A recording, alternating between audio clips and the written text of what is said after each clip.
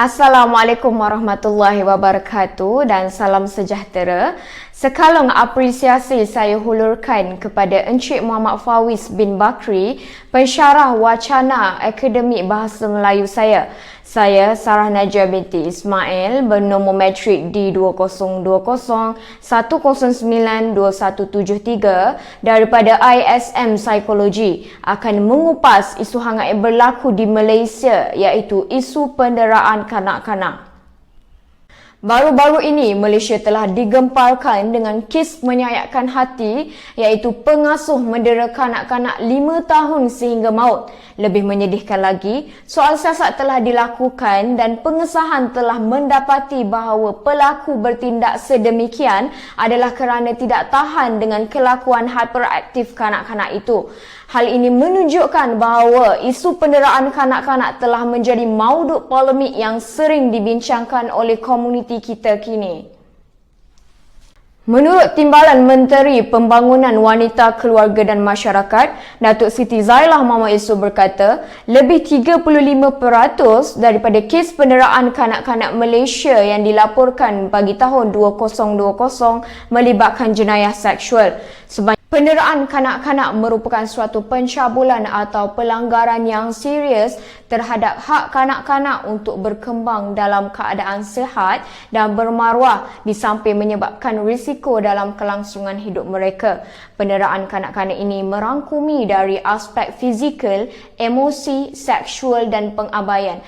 4 faktor utama berlaku kes penderaan kanak-kanak adalah berpunca daripada masalah institusi keluarga, ibu mempunyai teman lelaki, masalah kewangan dan juga pengabaian ibu bapa. Masalah institusi keluarga merupakan faktor utama pemangkin berlakunya kes penderaan kanak-kanak. Kelemahan komunikasi antara ibu dan bapa serta ibu bapa dan anak-anak merupakan sebab berlakunya perbalahan ini, menyebabkan kanak-kanak dijadikan mangsa di depan mata untuk dilepaskan amarah. Selain itu, percaya atau tidak, banyak kes telah dilaporkan apabila ibu mempunyai teman lelaki, kanak-kanak di bawah jagaan ibu mengalami penderaan. Malah jika bukan ibu yang mencederakan kanak-kanak tersebut, teman lelaki ibu yang melakukan penderaan tersebut di luar pengetahuan ibu. Masalah kewangan keluarga ditambah dengan masalah di tempat kerja, kesesakan lalu lintas meningkatkan ketegangan emosi dan stres ibu bapa. Bagi faktor kecuaian ibu bapa atau penjaga pula, faktor ini termasuk dalam faktor pengabaian kanak-kanak. Namun faktor ini telah mengalami penurunan dari tahun 2014 hingga 2017 yang menunjukkan perubahan positif daripada sikap ibu bapa untuk lebih peka dan bertanggungjawab terhadap anak mereka daripada sebarang perkara yang boleh menyebabkan kecederaan. Manakala faktor-faktor lain berlaku kes penderaan kanak-kanak berpunca daripada pendera iaitu pendera seorang kaki botol, pemabuk, penagih, terlibat dengan kes jenayah atau gila seks. Selain itu, penderaan juga boleh berlaku disebabkan oleh mangsa itu sendiri. Hal ini adalah kerana kanak-kanak yang hyperaktif, kanak-kanak yang diperlihara oleh orang lain, kanak-kanak yang merupakan anak tiri ataupun anak angkat, kanak-kanak tidak sah taraf, serta kanak-kanak yang merupakan kanak-kanak atau bayi yang cacat mempunyai keberangkalian yang tinggi untuk didera.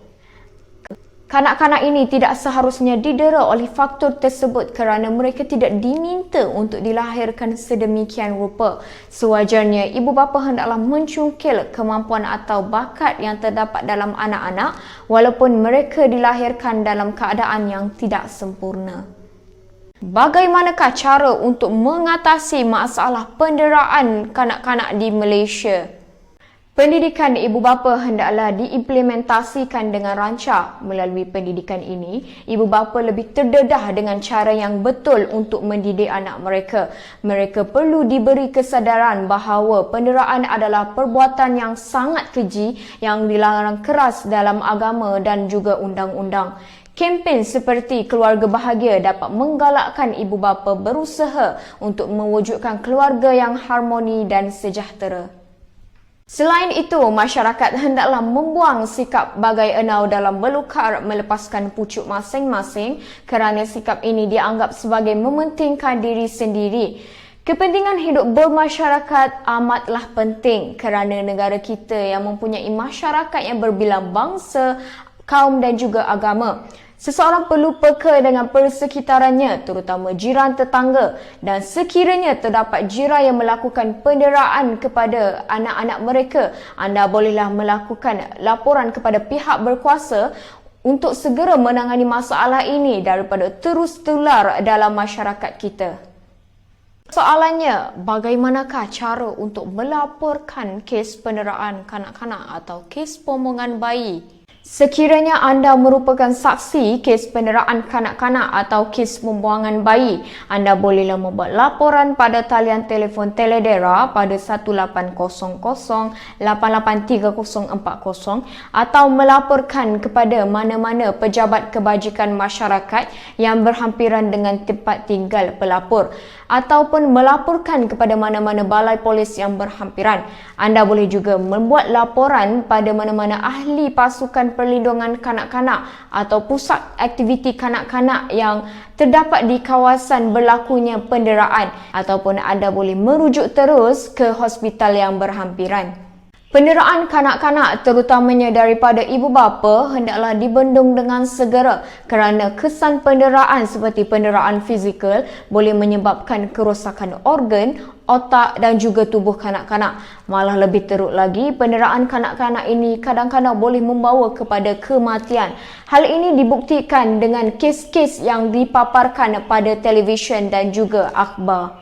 Oleh itu, pelbagai pihak hendaklah menggembleng kodrat untuk sama-sama menangani masalah ini daripada terus sebati dalam masyarakat kita.